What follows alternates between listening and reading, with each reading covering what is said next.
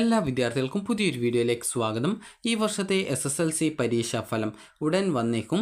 അപ്പോൾ വിദ്യാർത്ഥികൾക്ക് SSLCexam.kerala.gov.in എന്ന വെബ്സൈറ്റ് വഴിയോ iExam വെബ്സൈറ്റ് വഴിയോ അല്ലെങ്കിൽ കൈറ്റിൻ്റെ വെബ്സൈറ്റ് വഴിയോ അല്ലെങ്കിൽ സഫലം 2024 മൊബൈൽ ആപ്ലിക്കേഷൻ പ്ലേ സ്റ്റോറിലും ആപ്പിൾ സ്റ്റോറിലും ലഭ്യമാണ്. അപ്പോൾ അതുവഴിയോ അല്ലെങ്കിൽ iExam മൊബൈൽ ആപ്ലിക്കേഷൻ വഴിയോ വിദ്യാർത്ഥികൾക്ക് ഈ വർഷത്തെ SSLC പരീക്ഷാഫലം അറിയാനായിട്ട് സാധിക്കുന്നതാണ്.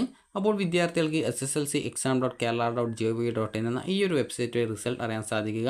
SSLC റിസൾട്ട് വിദ്യാഭ്യാസ മന്ത്രി പ്രഖ്യാപിച്ച് ഏകദേശം 1 മണിക്കൂറിനുള്ളിൽ തന്നെ ഈ ഒരു വെബ്സൈറ്റിൽ പ്രസിദ്ധീകരിക്കും. ആ ഒരു വെബ്സൈറ്റിലുള്ള ലിങ്കിൽ ക്ലിക്ക് ചെയ്തുകൊണ്ട് നിങ്ങൾക്ക് ഈ ഒരു വെബ്സൈറ്റിലെ ലിങ്കിൽ ക്ലിക്ക് ചെയ്തുകൊണ്ട് നിങ്ങൾക്ക് നിങ്ങളുടെ ഡേറ്റ് ഓഫ് ബർത്തും SSLC രജിസ്റ്റർ നമ്പറും നൽകി നിങ്ങൾക്ക് നിങ്ങളുടെ റിസൾട്ട് അറിയാൻ സാധിക്കുന്നതാണ്.